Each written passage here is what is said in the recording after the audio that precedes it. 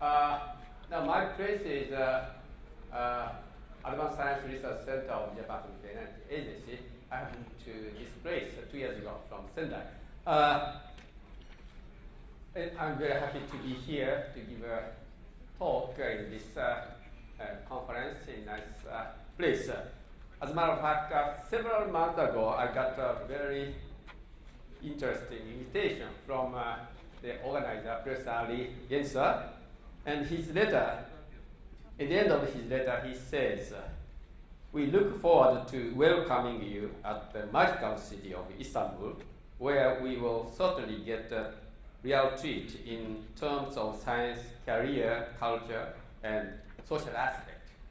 I'm sure I'll enjoy both science and culture in this magical city.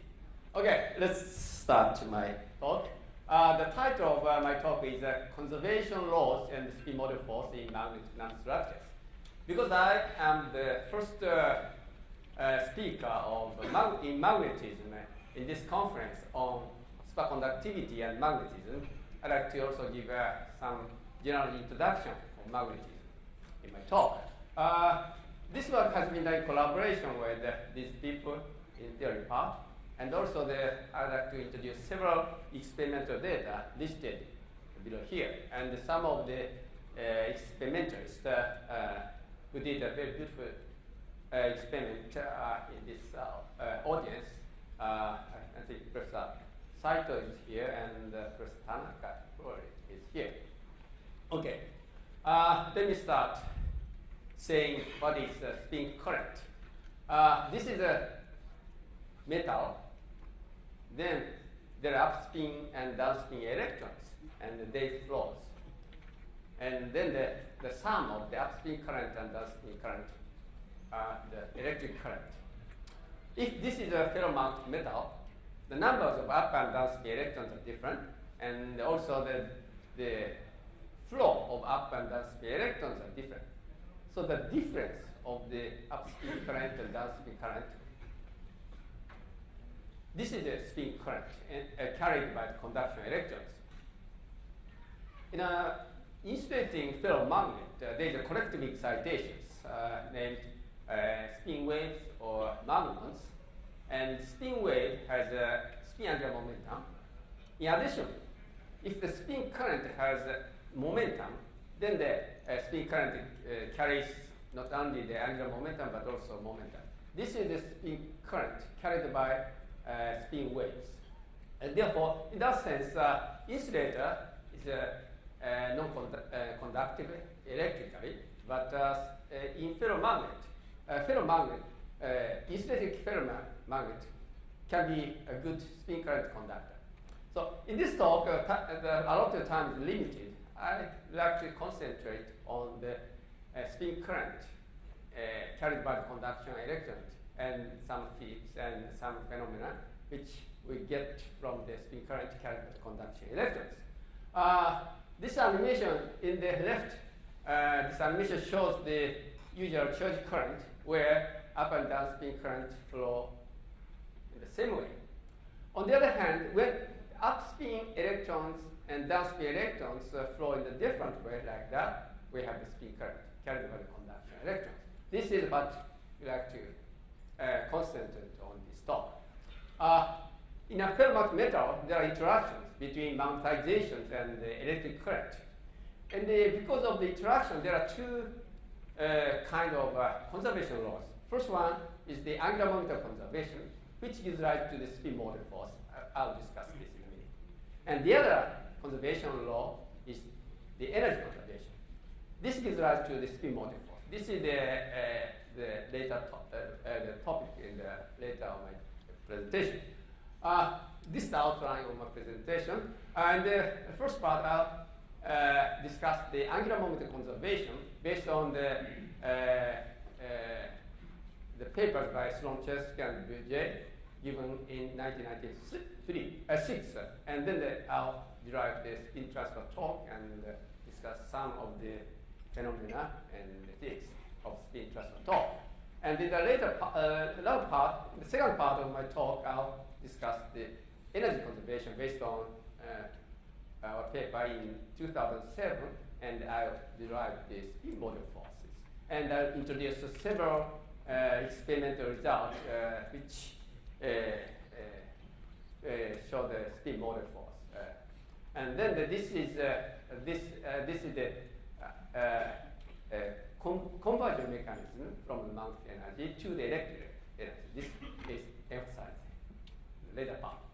Okay, this is the magnetic nanowire. There exists a domain wall here. The arrows denote the magnetization direction. When we apply the external magnetic field B, then this field acts on this domain wall as a pressure, and then the domain wall moves in that direction. Here, the theta and phi are the Euler angles to describe the magnetization direction. And then this motion has a mass. This was discussed many years ago by Dury. And this is the animation of the domain wall motion in the magnetic field.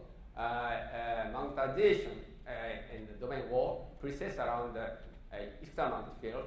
Then magnetization precesses around the demagnetizing field. Then the domain wall moves in that direction. So this says that the magnetic field acts on as a pressure on the domain wall, and theta and phi, two Euler angles, are dynamical variables. This is another way of the domain of motion, which is due to the current. You see, this is the conduction electron, and this conduction electron spin must be parallel in that direction. The parallel to this magnetization because of a strong hand coupling. And when this conduction electron propagates in the right hand side, then the spin must be that direction because of the hand coupling. Therefore, this spin of the conduction electron must be reversed like that during propagation, and then this spin angular momentum is transferred to the magnetization. And this domain wall moved due to this angular momentum. This is the domain wall motion due to the electric current. And as you see here, there's a theta. Theta is the Euler angle. Theta is the dynamical variable in that case, and the current acts on the domain wall as torque, as you see here, which is different from the pressure magnetization case.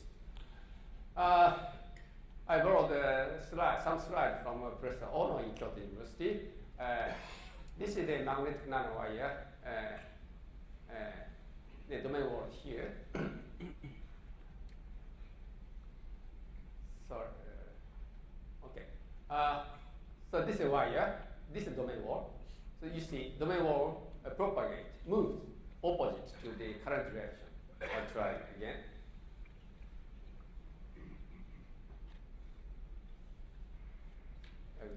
This, so domain wall moves opposite to the current. And we introduced the current pulses to this palmar. This is a palmar wire. Then domain wall propagates successfully like this. And when current direction is reversed, the domain wall propagates in different direction. This is the current domain wall motion due to the current. So in summary, there are two kinds of the domain wall motion. One of them is the domain motion due to the magnetic field via the energy relaxation. The other is the domain motion due to the current via the speed transfer mechanism. And these two driving mechanisms of the domain wall are fundamentally different. And the detailed experiment to describe the difference has been done by Professor Ono's group in Sendai, and the result is in this paper. Okay, so far I've discussed the energy conservation, and I discussed the Spin-Motie force. And now this is quite useful in various device applications. But I'll go into details, but then I'll move to the second case, which is the energy conservation, and I'll derive the Spin-Motie force. Okay, before I discuss the magnetism, let me remind you of the history of electromagnetism. electromagnetism started by the Faraday law described in this equation in 1831. This is 100 years before the discovery of the spin in quantum mechanics. That means this Faraday law does not include the spin and spin current.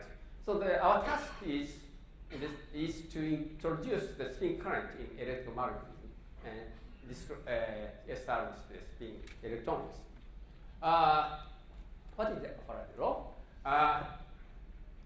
We consider the force acting on the electron charge given this one. The work done by this force is the electromotive force. This is the Faraday law. There are two kinds of forces.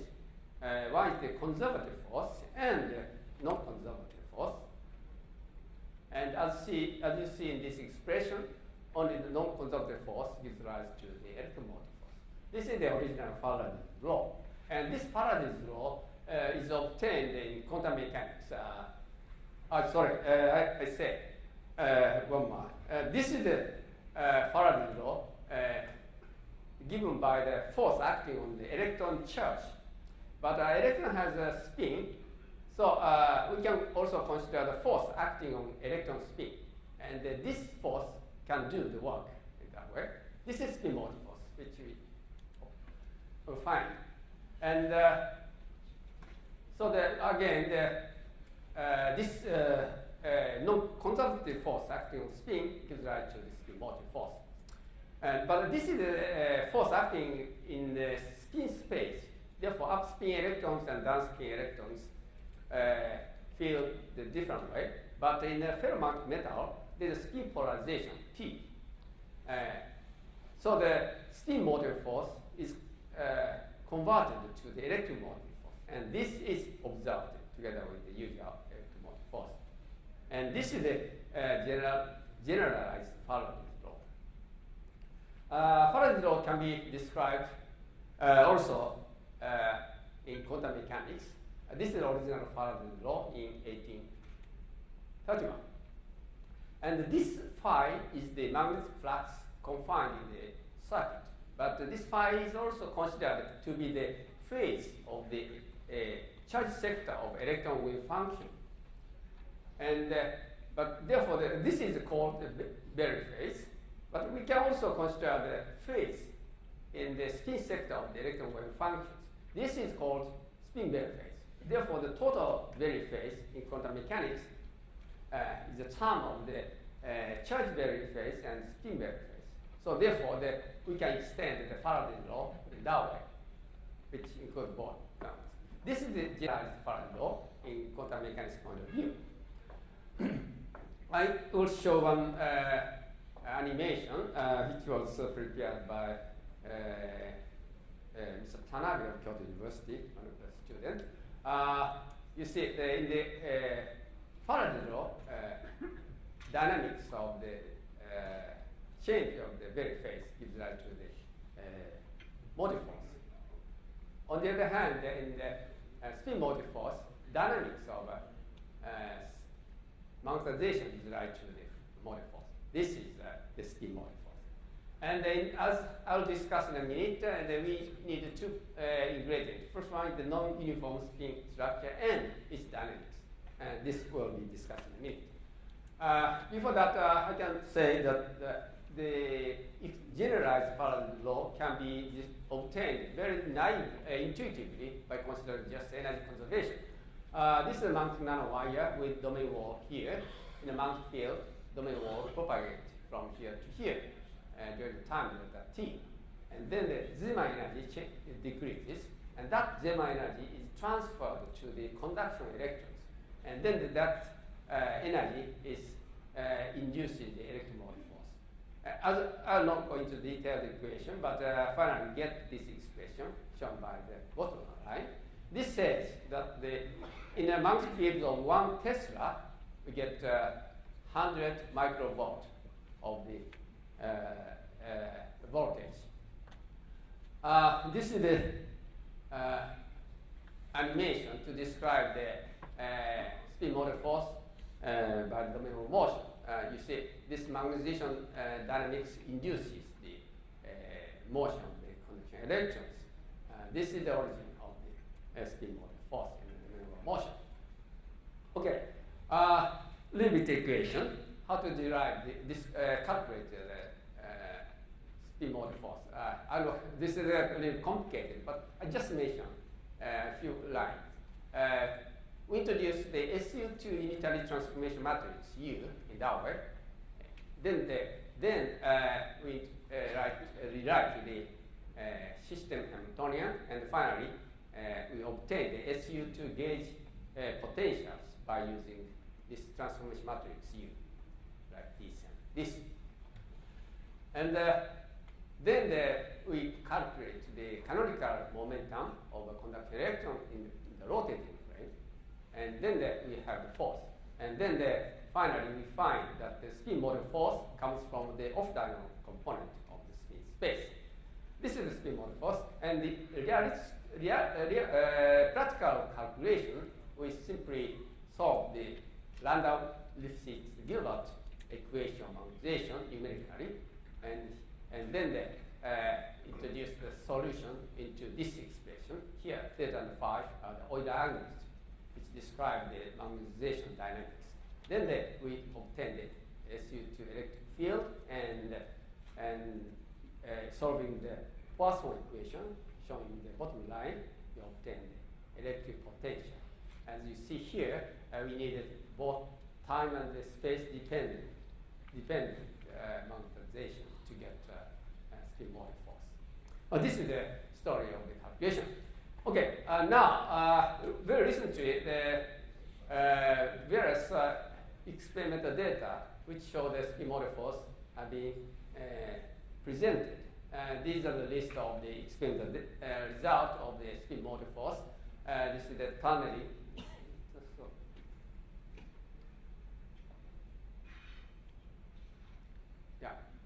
This is a tunneling junction and domain wall motion in mountain wire, and this is the magnetic disk system, and this is a pattern film. So I like to explain all of them, the experimental result. Okay, first one is the domain of motion in the mountain wire. This is the has been done by text group. This is the permanent wire and domain wall here, and in the mountain field, this domain propagate and the voltage is measured. In this figure, white circle and black dot are the domain wall velocity. This velocity and voltage observed here as functions of the external mountain field. You see, domain wall velocity shows this behavior. This is velocity as a function of the external mountain field, and we have at the same time we have the electric voltage here. And this solid line is described in this expression, which is consistent with this limit, the theory. Okay, next is the real-time observation of the motive force, started by Hayashi Tal in Tsukuba. This is the experiment setup. This is a permanent nanowire. It's very hard to see. You should see some wire. And this is a schematic figure of this experiment setup. This is a permanent nanowire. This should be here, and we put several voltage terminals, and the domain wall is nucleated here, and this is propagated here. And during the propagation of the domain wall in between these two terminals, the voltage is measured like this. Okay, this is this slide shows the experimental result.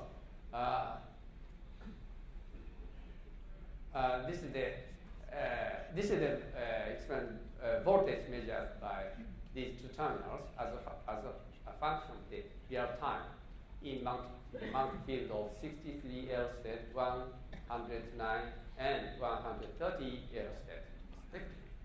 So when the field is low, the data are quite noisy, but field is more than 100 Hz. We observe, we see the voltage signal in these terminals during the propagation of the main wall in this inside. Now we reverse the direction of the main propagation, and we obtain this result. You see the voltage signal is reversed by reversing the main wall propagation direction. This is the real-time observation of the Spin-Motie force. Okay, this slide includes the various experimental results and the simulation. We now look at these figures B and C. The figure B shows the domain of velocity as a function of the external field. This is nonlinear. This is nonlinear. But figure C shows the voltage as a function of the field. This shows the linear dependence. Very linear dependence. Although the domain velocity is quite nonlinear. And from this law, we can obtain, by using this expression, the spin polarization of the Marmara, which is 0.69. This is the well-known value, the Marmara spin polarization. Okay, next is the continuous generation of the Spin-Motie force by FMR, started by Cyprus in Sendai. This is the Marmara film, which includes the part region and the wires like this, size something like that. And because of the shape anisotropy, the ferromagnetic resonance field is different between part region and the wire region. And during the FMR, we measure the voltage. The upper figure shows the FMR signal as a function of the external field. The microwave frequency is 9.43 GHz. At 120 millitesla, we have a part resonance like this. And at 235 millitesla, we obtain the ferromagnetic resonance in the wires part regions. And the bottom lower figure shows the voltage signal as a function of the field. You see at the resonances, we obtain the voltage. But the shape is different. This is like this, this is like that. That means at the part resonance, current flows in that way. So voltage is that way. But the wire resonance, the voltage is that way. So the shape is different. This slide shows the comparison between theory and experiment of the voltage as a function of the microwave power. So this is part resonance case and the wire resonance case. We find the linear dependence. That means magnetic energy is converted to the electric energy that way. Okay, now next is the tunnel junction. This tunnel junction has been made by Professor Tanaka's group in University of Tokyo. The electrode is hexagonal manganese arsenide ferromagnetic film, and tunnel barrier is aluminum arsenide, like this. And counter electrode is zinc blend manganese arsenide ferromagnetic nanoparticles dispersed in gallium arsenide matrix. So electron, this is TM picture, electron tunnels from manganese arsenide ferromagnet to these nanoparticles by aluminum arsenide tunnel barriers like this. And the point is that these nanoparticles are super paramagnet. This is the point. And this slide shows the experimental result. We look at the left figure. And the solid curve shows the IV curve. So at the zero bias voltage region, we have a flat region. This shows the Coulomb blockade effect. This. And now, 10 kilo step 10 kilogauss of the magnetic field is applied. Then we get a red curve like this. This means that without bias voltage, we obtain the tunnel current of minus 0.2 microampere. And this current is suppressed by applying the voltage of 20 millivolts. So this 20 millivolts is the spin due to the Spin-Motie force. So how we understand this experiment data? So we understand data in this slide. These magnetic arsenide nanoparticles are superparamagnetic. So the magnetization directions are up and down, up and down. So in a magnetic field applied in this direction, this grain moment is unstable, like this. Here, each grain spin moment is about 200. So this in the magnetic field applied in that direction, this is not stable.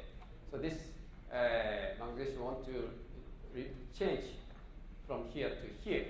So that change of the direction of the magnetization is assisted by this tunnel electron, and then this electron tunnels assisting this rotation. This is called co-tunneling. So the situation is the following. So this electron assists the rotation of magnetization, and then this magnetization of this energy decreases. Then this Zema energy is transferred to this electron, and this energy gives rise to the electric voltage. This is the story. Okay.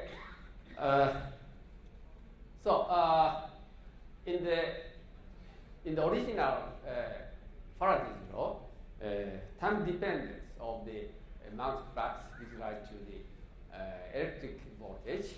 But now we have found that static magnetic field gives rise to introduces the dynamics of magnetizations, and this dynamics gives rise to the electric voltage because the Zema energy is converted to the electric voltage. This is the Spin-Motie force, and this is the generalized Faraday's law. Okay, finally, I want to say one more. These are the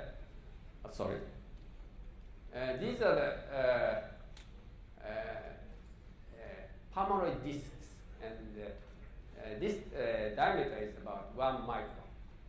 And these magnetic disks, we have the magnetic vortex structure, namely the magnetization rotate inside it. And then at the center, there is a core, and at the core, magnetization direction are perpendicular to the disk, like this. And then, when we apply the AC magnetic field, there is a resonance of the core motion here, as seen in that one. So the core motion is excited by the external AC field, as seen here. So this is the animation result. Without magnetic field, magnetization in the disk rotates like this. This is the magnetic vortex. And at the center, there is a core, and magnetization of core is up and AC, when AC magnetic field is applied in the disk, then the gyration motion core occurs like this. Now, due to this motion, we like to observe the electromotive force. This has been done by Kyoto group. This is a disk, permanent disk, and we put the 2 volt terminal like this. And this white dot is a core. Then, when the AC magnetic field applied like this, then the core rotates like this. So this motion induces the electric voltage, and that voltage is measured by using these 2 terminals. This is the experiment setup. Okay, the left-hand side is the measured voltage as a function of time, real time. We obtain the oscillation due to the gyration motion of the core. And the right-hand side is the simulation result, more or less we have good agreement between theory and the simulation result. So this figure, left figure, shows the amplitude of the experimental motive force as a function of the AC microwave resonance frequency.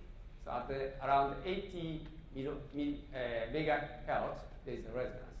And then this voltage signal is enhanced. And this is because, as seen in this figure, the radius of the core motion is enhanced at resonance condition, and then the signal is enhanced. And this is consistent with the simulation shown here. This. Okay. So in summary, I've discussed the energy, the conservation laws in magnetic systems and in ferromagnetic metals. First one is the angular momentum conservation, and I've derived to the spin transfer torque. This is by spin transfer torque, we can control the magnetization electrically, and actually this is a very useful technique in some various magnetic spintronics devices, including MRAM and the sensor. And the second part, I have discussed the energy conservation, and then I have derived the generalized the Faraday law of electromagnetism and obtained the spin-motive force. And this spin-motive force is now quite popular, and then this is a conversion mechanism of magnetic energy to electric energy, and this will become more popular in the future. So I have introduced the electromagnetism. I have introduced the spin current into the electromagnetism. So finally, I'd like to introduce the famous textbook by Feynman. Feynman, textbook, volume 12, he wrote the following. He says that the modern electric industry started with the Faraday law. So in this talk, I'd like to conclude saying this one, a new paradigm in physics, which is the spintronics, started with the Faraday law with spin current. Thank you very much for your attention.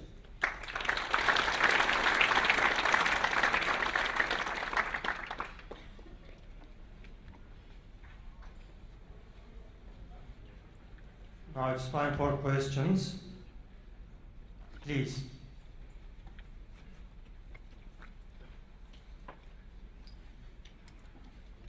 Mehmet Canturk from Turkey.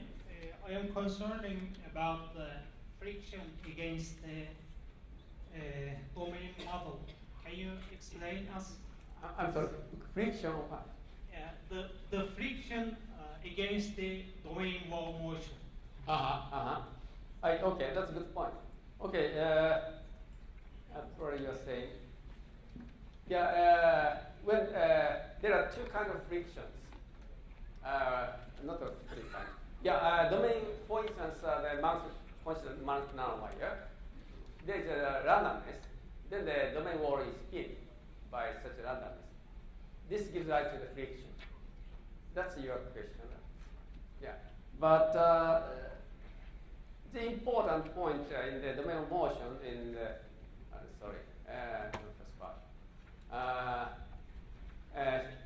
by the current and domain wall motion by current, domain motion in the field is different. Therefore, the friction or pinning is different. So we should be careful to estimate the pinning due to the randomness or disorder. This is the message. You see, these two situations are different. So that when there is some disorder or inhomogeneity, this domain will repeat. However, because of the driving mechanism are different, therefore the pinning is also different. That's my comment.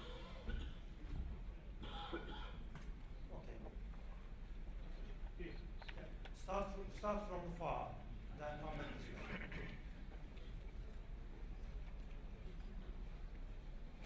Could you please introduce yourself first, so we know Konstantin Guslienko, San Sebastian. Question to theory. Can we say that spin-motive force is just the result of some coordinate transformation to the local coordinate system related to non-uniform magnetization? You're right. And the dynamics is crucial. Yeah, non-uniform magnetization has dynamics. This gives rise to this spin-motive force. Okay, and this dynamics is accounted within the spin-motive Yes, yes. force. That. Yes. Okay, thank you. The front row.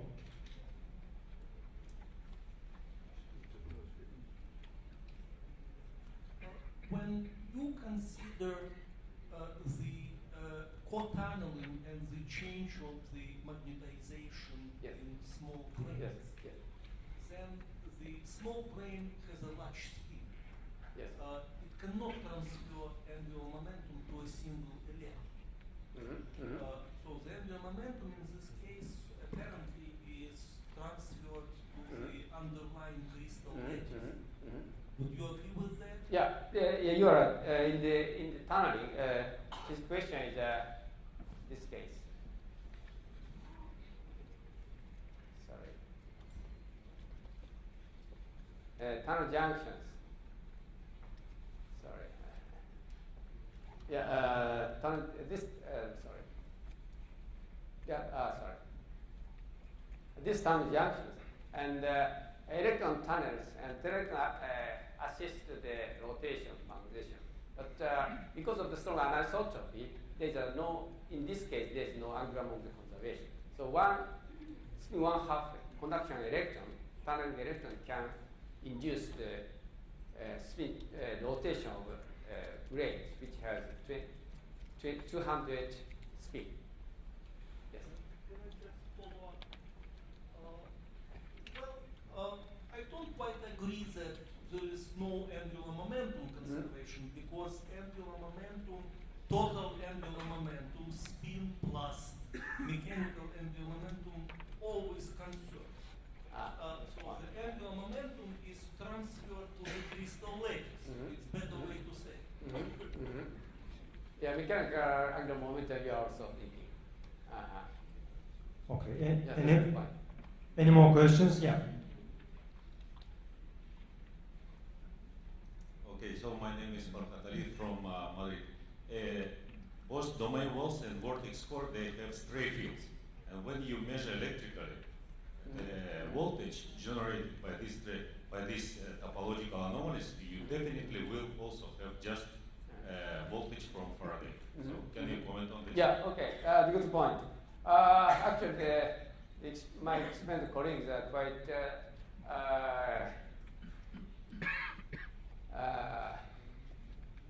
let's see. For instance, in this experiment, they changed the direction of the domain motion and subtracted the usual stray field effect. So in this experiment, maybe it was not shown. Yeah, sorry. Changing the experiment condition, the stray field effect is subtracted.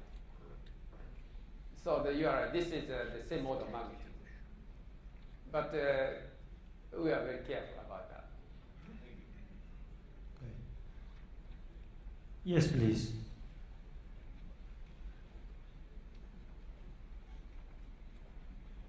Thank you. I'm Dunanto, student in Korea. I would like to ask about, in case of MTG material, magnetic tunneling junction material, it has some properties like spin wave stiffness. In the future, what is the preferred spin wave stiffness coefficient? Thank you. This is a comment. Can you repeat, please? The microphone. In case material of magnetic tunneling junction (MTG) used for the spintronics, it has properties like spin wave stiffness D value. In the future, what is the preferred of the value itself? Sorry, I'm sorry, I don't understand. What is the Preferred preferred? D value. It should be high, low. Sorry, I'm sorry. So this is going to remain for the break. Yep. Any more questions? Sorry. Okay. Now it's time for the ceremony of plate giving.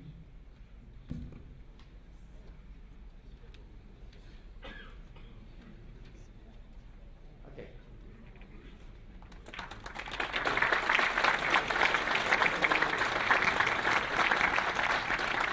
Thank you very much.